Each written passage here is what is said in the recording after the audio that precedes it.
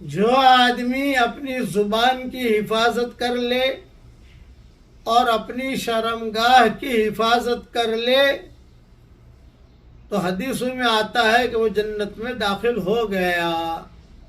ترمذی، ابو داؤد، مسند احمد، مشکات وغیرہ سب جگہ یہ مضمون موجود ہے۔ اس لیے لا یعنی باتوں سے بچیے۔ آج ہمارے ماحول میں لا یعنی باتیں بہت ہیں اور زناکاری کا ماحول بھی بڑھتا جا رہا ہے۔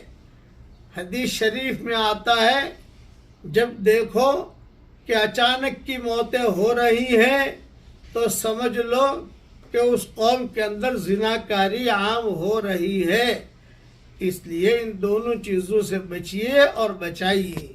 اللہ تعالی ہم سب کی حفاظت فرمائے، آمین۔